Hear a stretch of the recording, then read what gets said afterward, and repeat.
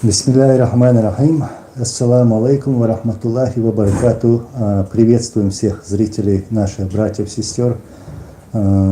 И мы сейчас хотим рассказать об этом эфире, о теме нашего эфира.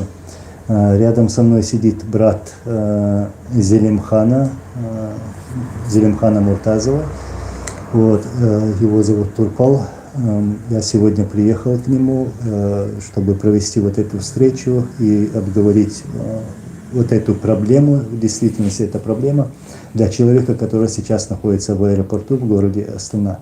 И, Турпал, я хочу сначала спросить у тебя, представься, да, спросить у тебя коротко, попросить тебя рассказать коротко о проблеме, о человеке, о твоем брате, почему он там оказался, что сегодня происходит с ним, сколько дней он находится в транзитной зоне.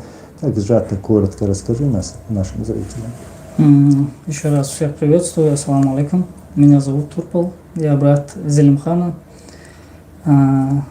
Зелимхан оказался в этой ситуации из-за того, что сбежал с войны в Украине и, перебираясь из Казахстана, сначала он перебрался в Казахстан из России, а после, когда летел в Турция его задержала, изъяла загранпаспорт, вернула в Астану, откуда он вылетел.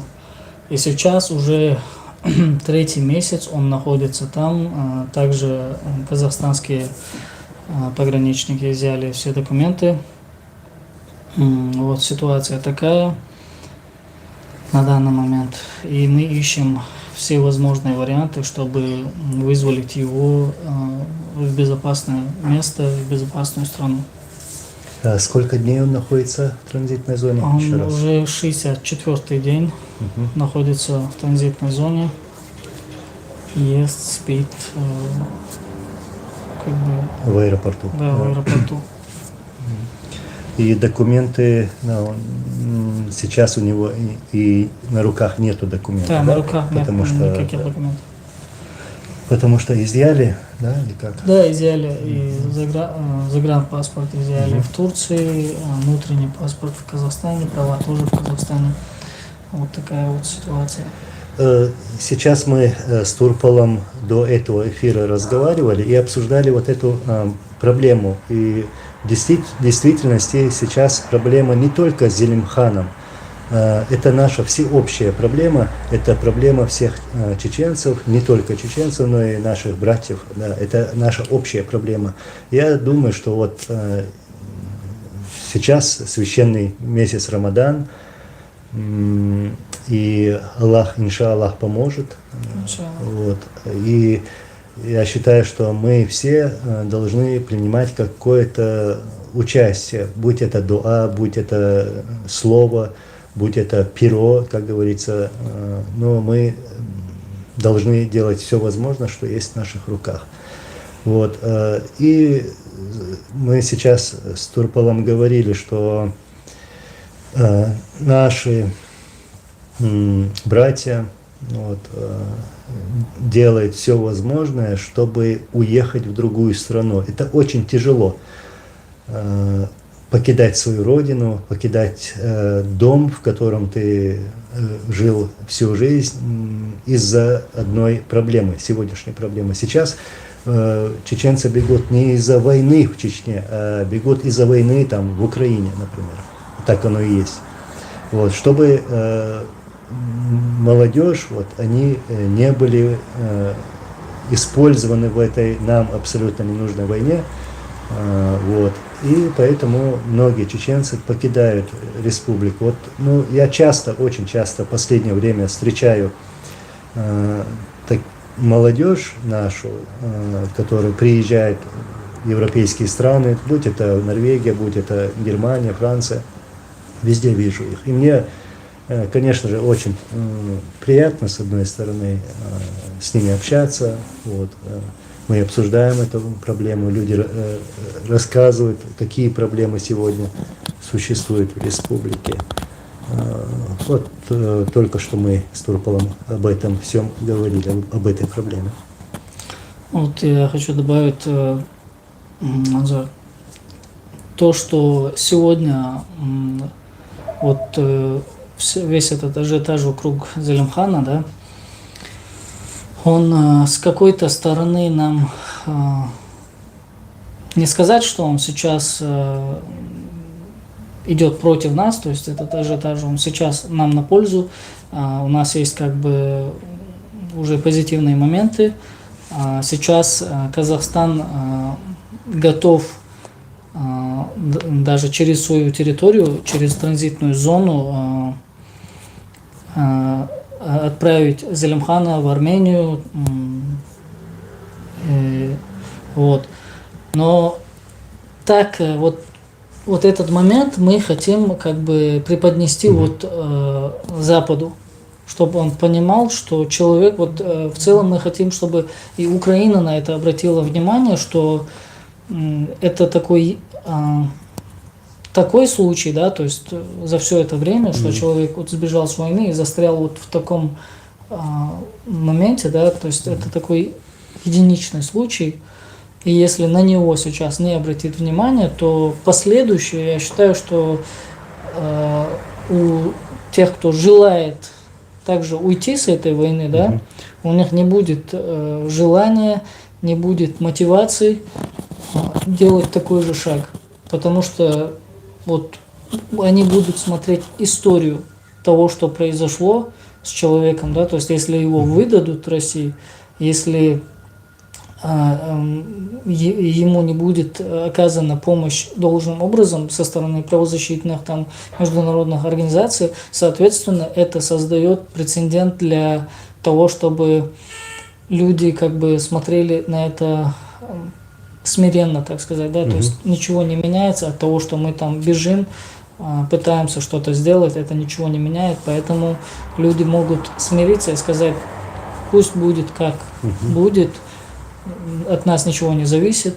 А когда мы вместе постараемся, сейчас я больше говорю не о брате, нежели чем о нашем соотечественнике и человеке, который решился уйти, вот, и сейчас находится в такой трудной ситуации, обратить на это внимание, чтобы и международные организации обратили на это внимание, чтобы повлияли. И Казахстан, по сути, очень очень сильно поддерживает Казахстан. В Казахстане про эту ситуацию знают очень многие. Просто весь Казахстан, нам очень многие люди пишут, звонят, предлагают помощь, предлагают, чем они могут помочь, как они могут повлиять на ситуацию. Вот. И учитывая это, мы хотим, чтобы, если сейчас его отправить даже в Армению, то это будет такой, то есть это такой тупиковый вариант, то есть попадая, мне звонили юристы, правозащитники с ЕСПЧ, они тоже говорят, что это такой вариант, что он не может, он будет там долго находиться, и это будет для него очень рискованно тоже. То есть от одного такого риска, да, что его отправят домой, и от того, что его могут забрать оттуда, тоже вероятность большая. То есть, допустим, в Армении, в Гюмри есть военная база русская. Вот. Такой вариант. Но для нас ситуация такая, что человек не находится на территории Казахстана, он не нарушил никакой закон, не совершил никакого преступления, Нейтральная транзитная нейтральная зона. транзитная зона. И вот если должным образом на это обратят внимание, его могут спокойно переправить в европейские страны. Вот. Где он получит как бы гарантии безопасности, да, то есть человек уже будет дальше он может спокойно рассказать о ситуации, почему он оказался там, как он оказался там, и вот. Ну, сейчас я не хотел бы говорить о некоторых моментах, это будет и неправильно, потому что я имею в виду про работу, которая проводится, куда делали обращения, что делается. Ну, в общем, наши планы и стратегии, чтобы так все это рассказывать, тоже как-то неправильно. Но работа ведется, многие откликнулись, многие продолжают работать. Это не только чеченцы. Как ты говоришь, вот в Казахстане тоже. Мы знаем, что казахи наши братья, я всегда это тоже подчеркиваю и говорю, что Казахстан является, можно сказать, второй родиной чеченцев. Я к тому, что наши родители, вот у меня отец и мать, к примеру, родились в Казахстане. У меня тоже. В Карагандинской области. Отец родился в Караганде. Да? В основном, да, в основном люди там, ну, в Караганде вот так жили. Вот, казахи наши братья, и мы наслышаны от наших родителей, как их тепло принимали в то время, в такое трудное время, военное время, когда советская пропаганда, до того, как прибыли наши люди, чеченцы на территорию Казахстана, российская пропаганда, советская пропаганда в то время говорила, вот к вам везут там людоедов, там убийц и так далее, чтобы не было контакта казахов с чеченцами, которых везут в Казахстан. Но казахи помогли, делились всем, что у них было, будь это ночлег, будь это хлеб, все давали. И вот, думая об этой сегодняшней сейчас проблеме Зелимхана, я, конечно же, верю в мудрость казахов, я верю в гуманность казахов, вот, что они сделают все возможное, чтобы спасти человека. Действительно, вот так, спасти человека. Этот человек, о котором мы сейчас говорим, не может попасть на территорию контролируемой там, Российской Федерации, потому что его заберут, его убьют, как и убивали других чеченцев. И поэтому нельзя оставлять вот эту проблему просто так, да будь что будет. Да? Вот, как Аллах сказал, так и будет, к примеру. Нет, Аллах нам не даст ничего, пока мы что-то не сделаем, пока мы не сделаем какой-то шаг. Надо добиваться этого. И поэтому, в первую очередь, вот как Турпал сказал, мы очень благодарны казахам. Мы это никогда не забудем, сегодняшнюю поддержку, которую вот оказывают сегодня. Да, очень сильную поддержку оказывают, на самом деле. Очень сильно. Мы это никогда не забудем, иншаллах. Мы ваши братья, мы будем братьями. Вот. И нам надо продолжать эту работу в такую помощь, оказывать такую помощь ради него и ради других случаев тоже. Вот, очень много чеченцев, которые находятся в такой сложной ситуации. Мы говорим сегодня не только о Зелимхане. Чеченцы находятся в такой ситуации, что они втянуты в вот эту игру, мировую игру. Везде нас пытаются использовать. Я сейчас не про Казахстан говорю. Нет. То где-то кто-то хочет наживиться на нашей крови, на чеченской крови. Вот. А мы, в свою очередь, не хотим, чтобы из нас, вот, нас так, не хотим, чтобы использовали в своих там играх политических. Мы народ, который страдает каждые 50 лет. То вот так насильственно выселяет, то навязывают нам войны. Вот, в течение 2 последних войн мы говорим и особо подчеркиваем, что было убито более 300 тысяч мирных жителей. Вот. И сегодня вот находимся в такой ситуации, что нашу молодежь высылает в Украину, чтобы они умирали там за Россию, чтобы они умирали за Путина и так далее. Вот. А мы не хотим этого. Да, я добавлю к твоим словам. Я бы хотел, чтобы украинцы обратили на это внимание, особое внимание именно на этот момент, что чеченцы, которые идут на войну, да, они идут как бы точно не по собственному желанию.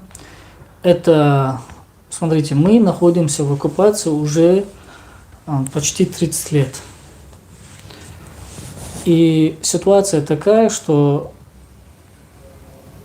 это уже, можно сказать, второе поколение, которое воспитывается Россией. Да. Сегодняшняя Россия. Да, сегодняшней России. Россия ведет пропаганду, Россия вкладывает большие деньги в эту пропаганду, как бы создает, как бы... То есть для того, чтобы чеченцы понимали, что для них Родина, да, что для них, как бы, кто для них герой, кто для них, как бы, какие интересы должны защищать чеченцы, это все как бы стирается, то есть пытаются всячески, если бы не было интернета, да, я уверен, что у них это даже получилось бы, потому что из-за интернета наша молодежь, она начинает как-то осознавать с возрастом, люди понимают, что это не то, но то поколение, которое воспитывается, да, оно 100% как бы не имеет осознания того, что куда они идут, за что они идут. У них даже нет определения какого-либо, что это за война. Для них это как бы типа там нацисты, там фашисты там, и так далее. То есть я вот для многих, да, я в 2023 году приехал в Европу, и вот я общался в Чечне, да, то есть большинство, они как бы также зомбируются, как и русские, собственно, да, то есть русских зомбируют в России, и чеченцев начали также зомбировать, как и остальные народы. То есть тут вопрос в том, что Украина должна это учитывать. То есть мы находимся под прессингом. Да. То есть мы находимся под оккупацией, и для нас вот есть некоторые украинские там блогеры, журналисты, которые говорят, вас же убивала там Россия, что вы там за нее воюете и так далее, и так далее. Я хочу, чтобы эти люди тоже обратили внимание, если таким способом пытаться нас как бы не знаю, упрекнуть, не знаю, там, подтолкнуть на то, чтобы мы пошли против России, это так не работает. Украина, учитывая поддержку всего мира, всего западного мира, да, и то не справляется с российской пропагандой на собственной территории. То есть есть люди, которые, вот возьмем это Донецк, Луганск и так далее, это они же там развивали эту пропаганду в большинстве своем. Но это была территория Украины. И есть она, территория Украины, но она оккупированная русскими, и пропаганду они там конкретно тоже свою поставили. И тут речь идет о том, что какие вопросы тогда могут быть к маленькой Чечне, которая абсолютно полностью под контролем России, где есть там 100-тысячный контингент войск, и я не понимаю, вот для украинских СМИ любой, кто сделал попытку хотя бы сбежать с этой войны, это должно быть уже как бы повод для того, чтобы порадоваться. Почему? Потому что чеченцев не так много в этом мире. Чеченцев как бы... Да, мы везде во всех войнах участвуем. Я сам до сих пор не понимаю, Я видел комментарий, один там писал, видя сегодняшнюю картину, у меня складывается такое ощущение, что чеченцев больше, чем китайцев. Вот. Я просто хочу сказать, что это то, что мы сегодня видим, вот то, что коснулось сегодня моего брата, это то же самое может коснуться и многих. Да, но и также это может, если мы к этому приложим усилия, чтобы помочь ему, чтобы помочь перебраться в безопасную страну, то это создаст дальнейшую, так сказать, мотивацию для других. То есть они поймут, что им будет если они постараются, если они решатся на это, то им будет оказана поддержка. О них заговорят и их могут спасти. Вот. И я бы хотел, чтобы об этом говорили украинцы, украинские СМИ. Я бы хотел, чтобы они понимали ситуацию. И, то есть человек уже не 1-2 дня находится в транзитной зоне, уже 3-й месяц находится. Да. И я не понимаю, как можно... Да, есть там каналы, которые со мной тоже на связи, украинские, но это такие, волонтеры, можно сказать. То есть это не официальные СМИ. Вот. Такая вот ситуация. И я бы хотел также нашим соотечественникам, чеченцам тоже обратиться.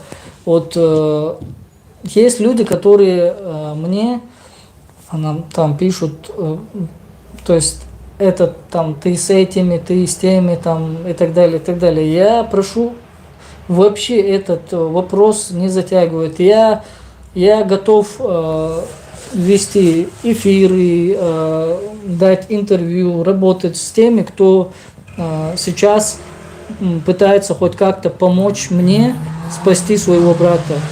И я приветствую абсолютно любого человека, который понимает мою ситуацию. И я надеюсь на понимание тех людей, которые как-то могут делать такие упреки. Я не знаю, это упреки или нет, но вот междоусобицы сейчас мне абсолютно неинтересны. Почему? Потому что я нацелен и сфокусирован на том, чтобы помочь брату. И я не нацелен кому-то там сказать про кого-то хорошее, про кого-то плохое. Для меня те люди, которые пытаются помочь моему брату, они все для меня равны, и я их всех ценю их помощь и благодарен всем. Вот. Мы только что об этой проблеме и говорили. Это действительно проблема, потому что есть у нас среди своих тоже непонятки такие. И я думаю, что ладно, я там не поддерживаю или не считаюсь мнением какого-то человека, например, будь он Магомед, будь он Ахмед, к примеру, Хасан Хусейн, например. Мы имеем такое полное право не соглашаться с чужим мнением, да, мы можем сесть, обговорить, обсудить что-либо.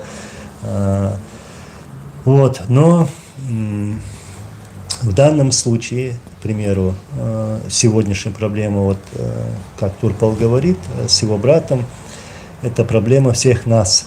И тот, кто принимает сегодня участие в решении этой проблемы, должен делать это ради Всевышнего Аллаха, ради этого человека, который находится в этой проблеме, и ради возможной будущей проблемы с другим человеком. Да, и должен быть нигат халдиес, ният должен быть чистым, намерение ради Всевышнего. Вот. И когда я писал сейчас название этого эфира, я написал там слово «призыв».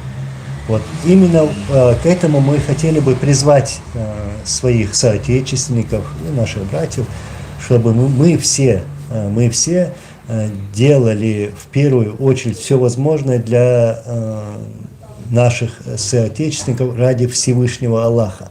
Оставить какие-то там обиды, непонятки и так далее. Делать все это для своего народа и возможных будущих проблем. Я думаю, что эти проблемы будут продолжаться. Я смотрю на ситуацию в мире, поэтому говорю, что вот какие-то страны, какие-то там политики пытаются нас использовать. И во время общения с нашей молодежью я им говорю, мы, наш народ, прошел 2 войны. Мы положили более 300 тысяч жизней мирных жителей. Нас убили. Вот столько. И вот мы сегодня не имеем какого-либо права принимать какое-то участие в каких-то конфликтах и так далее и тому подобное. Самое первое, что нужно делать в этой ситуации, остерегаться, чтобы нас нигде не использовали, чтобы наша молодежь училась, и чтобы она училась для своего народа, вот, заботилась о своих семьях, то есть чтобы росли, и росли в правильном русле, в правильном направлении. Иншаллах, все это закончится. Всякая империя рушилась, диктатура непостоянная, это тоже все уйдет в позорную историю. Но народ сохранит себя.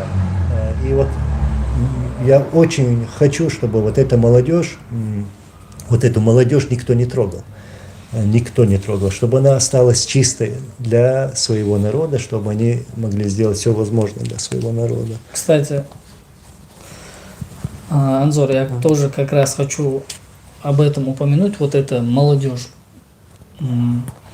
Я бы как раз таки хотел и старшему поколению сказать, что если есть какие-то недопонимания между старшими, то не перенаправлять их на молодежь. Если старшие как-то не сошлись в том, что они не могли найти какой-то компромисс и в итоге как бы устали, да, от этого, то это не значит, что у молодежи нет шансов создать какой-то диалог между собой, создать какую-то атмосферу, где они могут не то чтобы там постоянно критиковать друг друга, осуждать друг друга, где-то встречаться, обсуждать, решать эти вопросы, да, то есть у старшего поколения, возможно, много обид друг на друга, недопониманий, там, сказанных слов и так далее, и так далее. Но у нас их нету. Но если будут вмешиваться как бы и в процесс того, как мы становимся, да, как молодежь становится, да, у нас тоже они будут возникать. Да.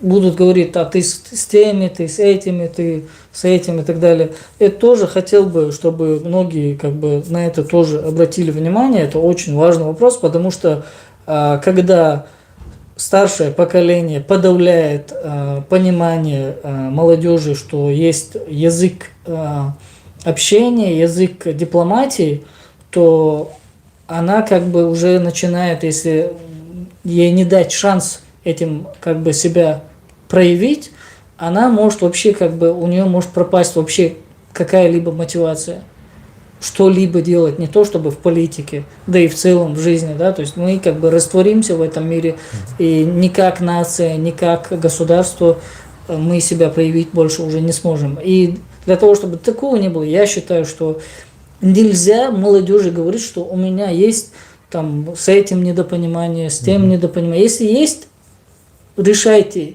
Если нету, как бы не продвигайте. Вот я бы хотел вот обратиться именно к тем, кто вот в попытке сделать что-то лучше, по сути, делает намного хуже.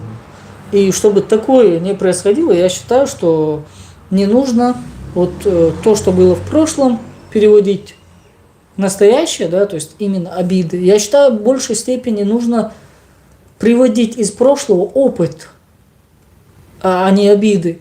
Обиды пусть там остаются, от этого у нас ничего не меняется, от этого у нас ситуация не меняется, от этого у нас как бы вот влияние на мир не меняется. Вот сейчас в раздробленном состоянии мы не можем помогать друг другу. Я бы хотел, чтобы все те, кто со мной связываются, говорили: я через этого обращаюсь к тебе. Там этот мне сказал, что у тебя вот такая ситуация, я бы тоже хотел помочь, подключиться и так далее, и так далее. Вот. А не так, что человек проявляет собственную инициативу, чтобы помочь. Это тоже хорошо. Но когда мы могли, если единым фронтом хотя бы в защиту своих соотечественников мы бы шли единым фронтом, то это бы сильно укрепило бы наши позиции вообще как бы и в Европе, и в целом мире. Да, мы помогаем друг другу в каких-то трудных ситуациях, бытовых там моментах, но политически мы очень как бы пассивные. То есть мы как бы реагируем на это, да, меня не касается, не моя проблема, не буду я вмешиваться и так далее, и так далее. Поэтому это очень важные моменты, нужно это учитывать, смотреть на это, как бы не делать, не повторять ошибки, как бы настраивать себя, вести как бы и научиться разговаривать с миром, наконец-то, не только между собой. Постоянно вот это как бы разговоры о том, что чеченцы там, везде же у нас чеченцы там, и когда мир нас не понимает, мы такой тоже удивляемся. Мы всегда с миром разговариваем на русском языке, но у нас есть люди, которые отлично владеют и английским, и французским языками, и всеми языками, но все почему-то мы общаемся с миром либо на русском, либо на чеченском. И потом удивляемся, почему мир нас не видит. С миром надо общаться на языке, который он нас понимает. Там, с англичанами на английском, с французами на французском. То есть я имею в виду вот эти международные языки, большие международные языки, их как бы нужно использовать. И вот я надеюсь, вот ситуация с моим братом, она тоже как бы, я стараюсь, чтобы она как бы попала в большей степени, делаю все, что могу, чтобы она попала в СМИ, англоязычные СМИ. Я считаю, это очень важно, это может как бы иметь хорошие последствия. Иншаллах. Вот.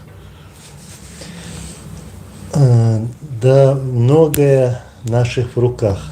К примеру, я тут в Европе давно и вижу, что многие, большинство хотят быть в стороне. Вот там меня не касается, вот у меня нет времени, вот там я не хочу, я такой ленивый. Например, просто пойти на митинг. На митинг там 23 февраля приурочены, например, насильственной депортации чеченцев и ингушей в Казахстан и так далее. 23 февраля 1944 году нас выслали тогда. Вот.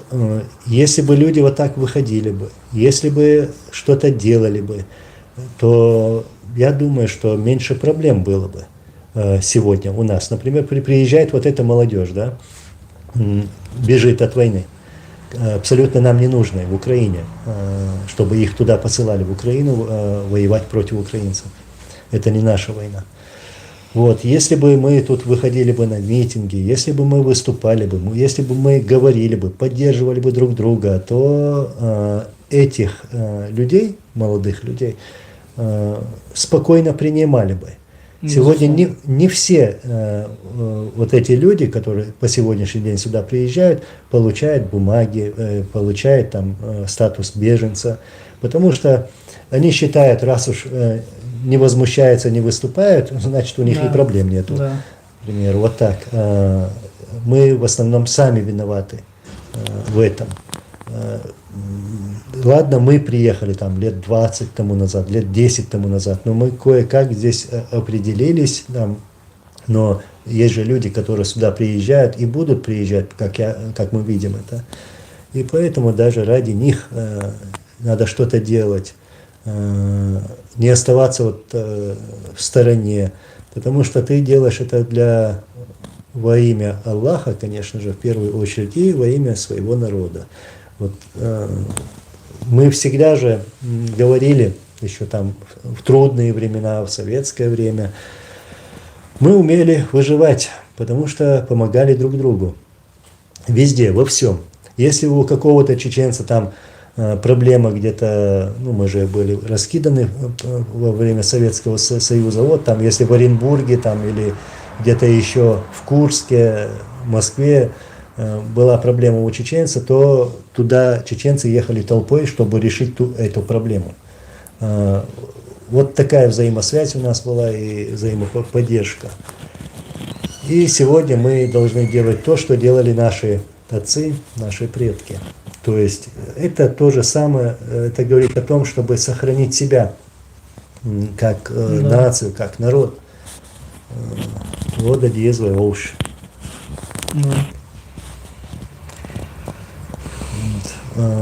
И хвала что ли. Салам шлош. Алейкум салам ва раматуллахи ва баракату. Твой шкамял я шел, поэтому мы разговариваем, поэтому мы так, личное сообщение, так, хорошо. Иншаллах, алейкум салам. Вот мы сейчас вот так как бы сумбурно на разные темы говорим,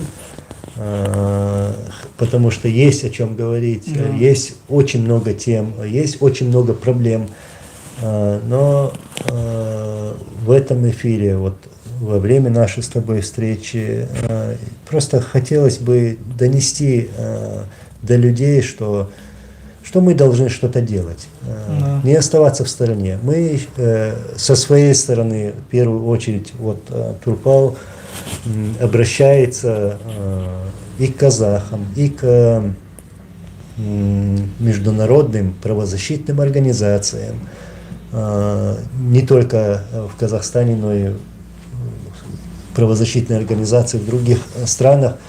Мы хотим, чтобы они обратили внимание на эту проблему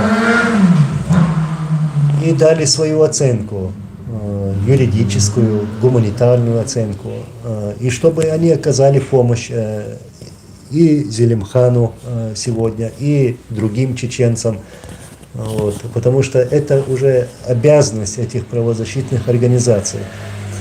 Если мы говорим о правах человека, то это не зависит от национальности, это не зависит от религии. Все права одинаковые для всех людей. Вот.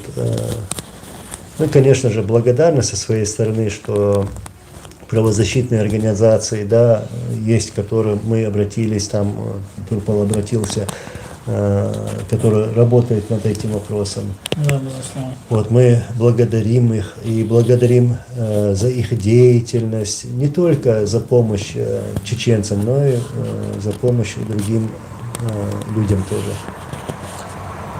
Я добавлю, Анзор, вот в чем может, вот у нас в эфире есть вопрос, как мы можем помочь? Вот, на мой взгляд, вот поддержка как может идти? Вот то, что мы делаем сейчас, да, это как-то помогает, но когда мы это делаем вместе, да, это создает уже как бы большой прецедент, это создает большой ажиотаж, и там пару человек, когда пытаются как-то помочь, да, это не так выглядит. Вообще в мире вообще такие ситуации, вот, допустим, в европейских странах, например, я там не знаю, где-то там налоги подняли, там люди выходят, все показывают, что нельзя налоги поднимать, там нельзя тарифы какие-то поднимать. Почему они соглашаются с народом? Потому что народ встает и начинает как бы заявлять о своих правах. То есть также у нас они существуют, есть международные международное право, и также мы должны этим пользоваться. И я не призываю к тому, чтобы там что-то менять радикально или как-то в таком формате. Я прошу просто давайте пользоваться вот этими международными законами, и каждый пусть как бы несет свою лепту, хотя бы просто отправит имейл на какую-то правозащитную организацию, перешлет там видео, информацию про этот случай, расскажет об этом, проявит инициативу, скажет: вот смотрите, у нас такая-то такая ситуация, человек застрял в транзитной зоне, уже живет в 3-й месяц, то есть не 2-3 дня, не даже неделю, 3-й месяц живет в транзитной зоне, как бы возвращению в Россию ему вообще не вариант, это уже смерть, то есть человек просто исчезнет, вот, поэтому постараться внести ввести какую-то информационную поддержку. Это тот, кто знает там англоязычных организаций, там франкоязычных, немцев, голландцев, американцев, канадцев, японцев, без разницы. Главное, чтобы это было адресовано к тем странам, которые являются, то есть где права человека, где гуманность имеют значение, да, то есть где есть понимание, считаются с этим, да, то есть вот даже вот считаются с этим только в том случае, когда народ показывает, что с этим нужно считаться. И тут то же самое, как бы нам нужно как бы консолидироваться и сказать, что вот смотрите, у нас человек, я уверяю вас, будь мой брат евреем, он полчаса там не задержался бы. Вот. Просто я хочу, чтобы мы брали пример с того, что делают, например, евреи, да? Возьмем евреев, там другие национальности, которые своих соотечественников нигде в такой ситуации не оставляют. Я видел момент, где гражданку Израиля задержали, это было в Москве, и ее там, из-за нее чуть ли Израиль не поссорился с Россией, ну, на конкретных каких-то этапах, да. То есть мы всегда смотрим на вещи в таком формате, там, кто плохой, это плохие, это хорошие, но нам уже пора самим научиться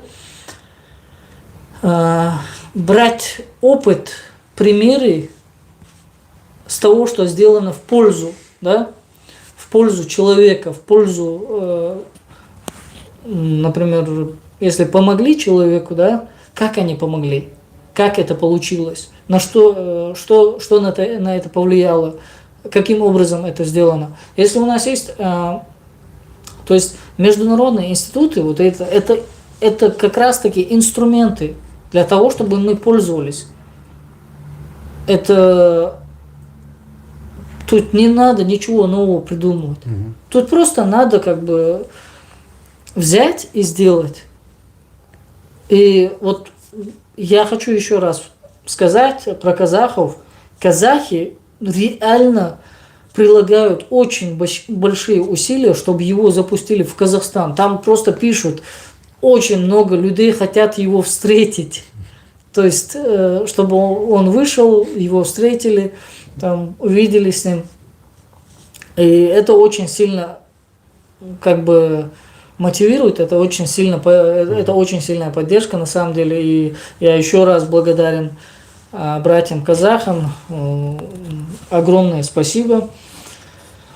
И также хотелось, чтобы и наши соотечественники, чеченцы, будь это в Чечне, будь это за пределами, понимали, что такие ситуации, они каждый такой момент, который мы выигрываем, это в нашу копилку в будущем.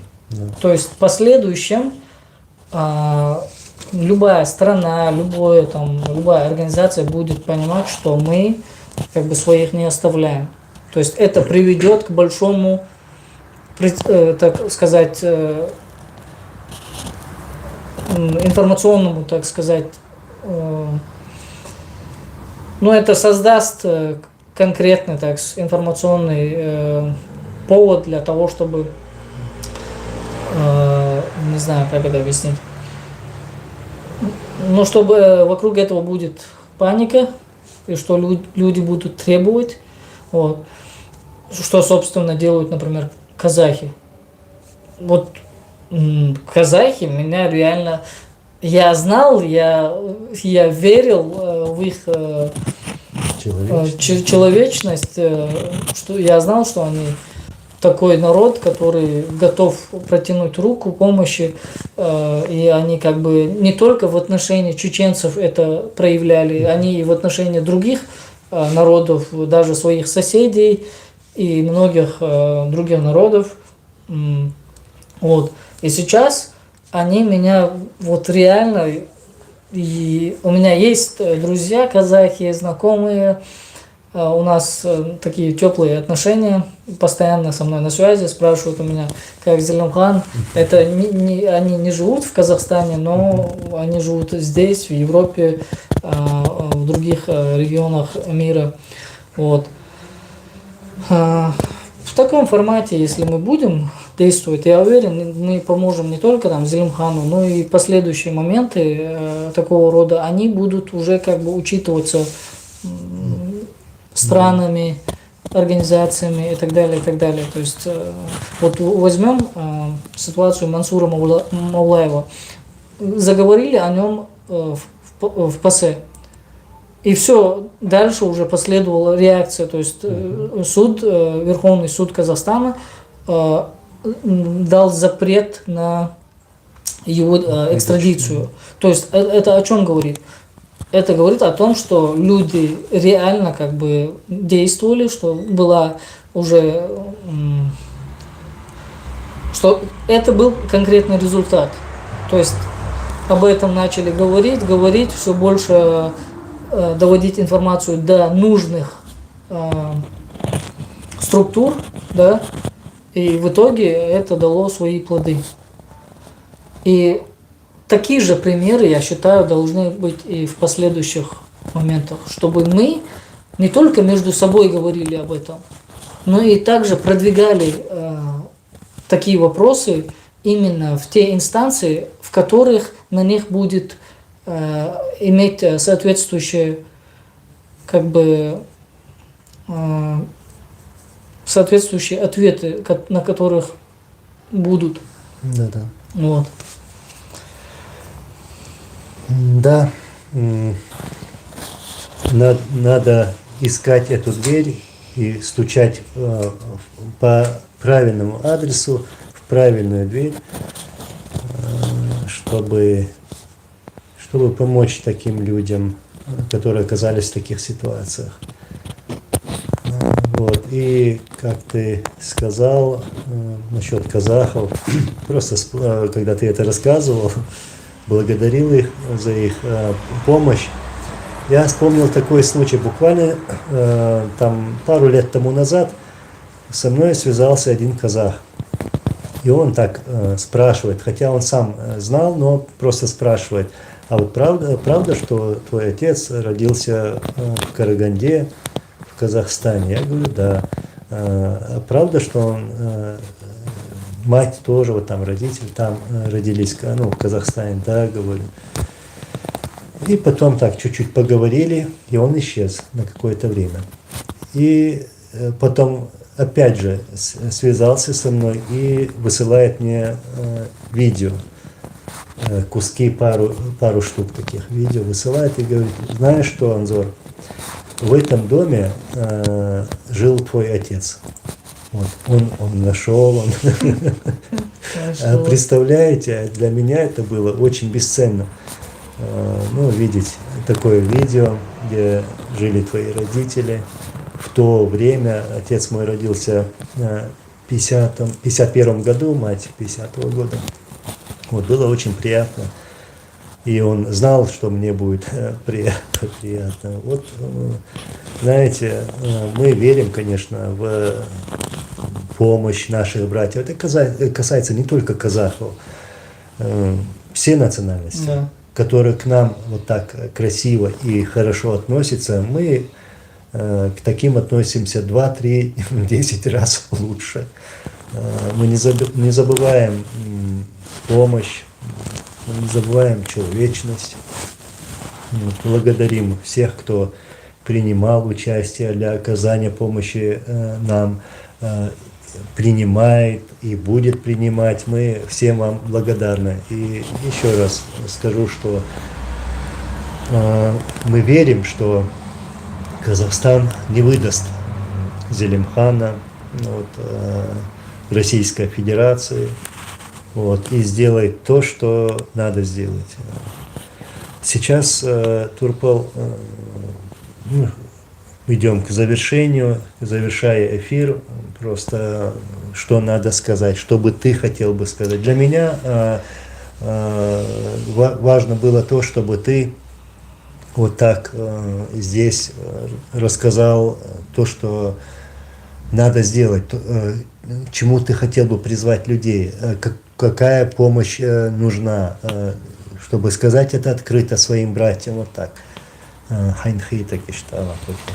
Да, я хотел бы также обратиться к казахстанским властям, чтобы вот то, что они нам отказали в убежище,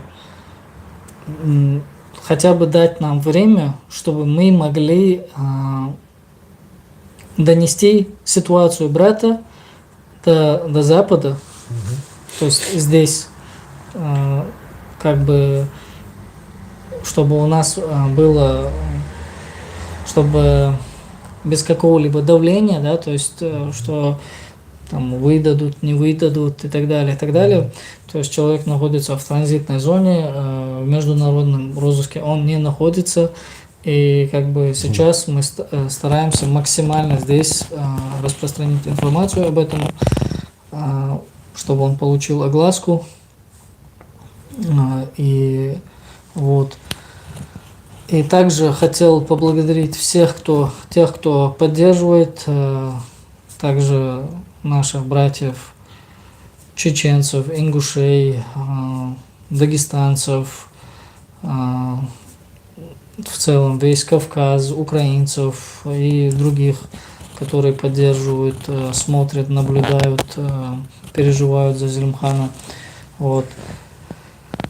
Для нас помощь – это то, что вы распространяете эту информацию, доводите ее до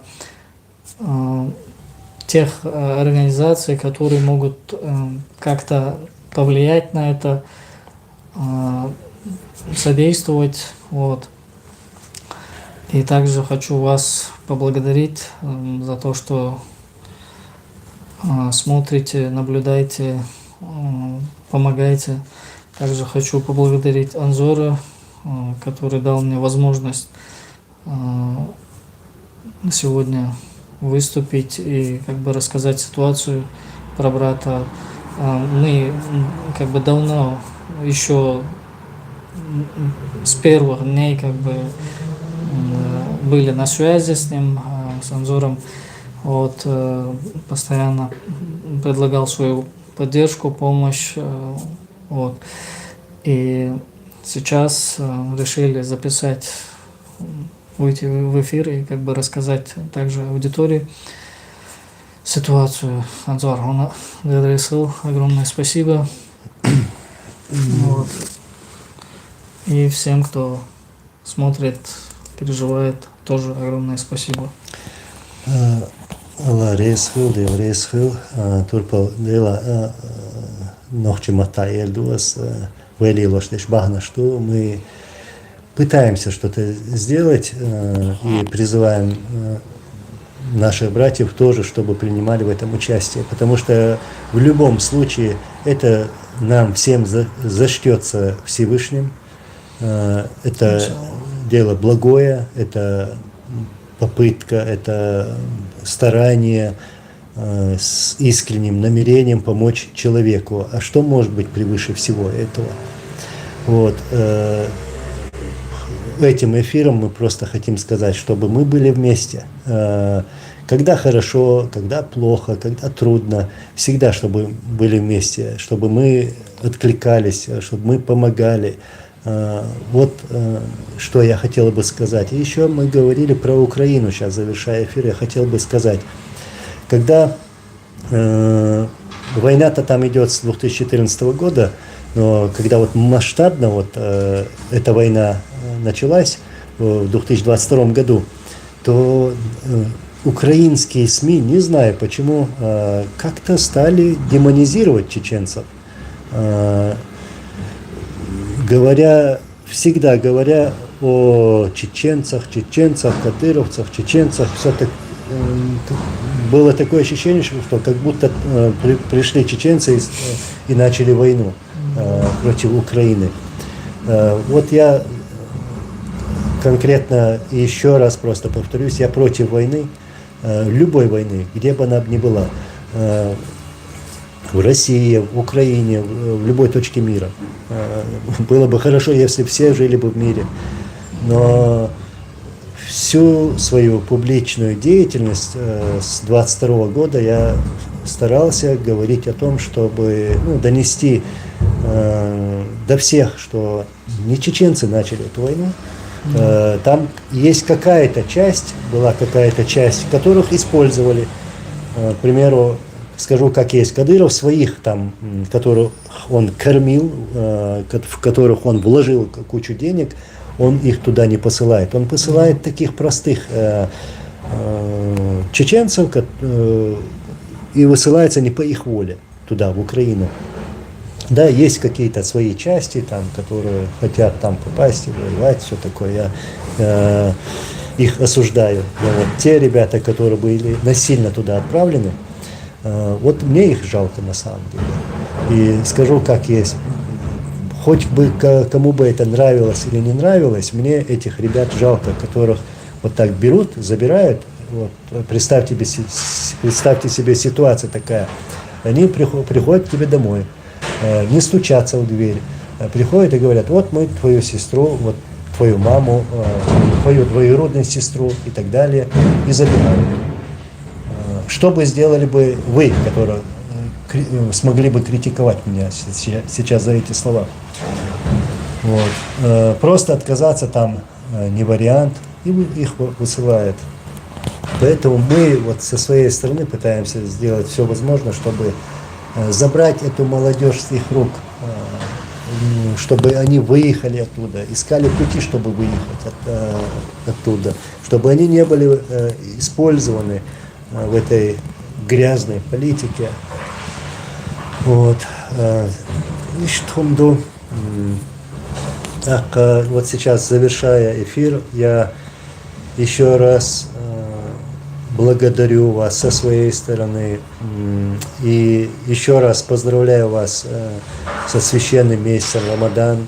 Пусть Аллах запишет нам все наши деяния как благие, пусть Аллах даст нам терпение, пусть Аллах даст нам иман, здоровье и всего самого лучшего.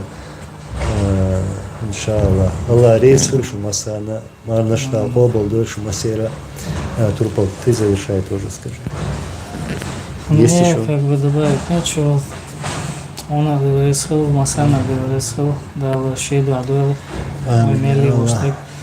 Судик чумага далят был. Амин, амин. Дал это был турпал дал молашадик дигдани слуду тем более инс окбеш мархи бата дал водоэль шун шу вежри до трек долуштек одира до иш нахи дакекти до нахи эра до сявана цаобращениин Казахстан айдли царга и хабар батеса иду такис шадек дицам целарсон учва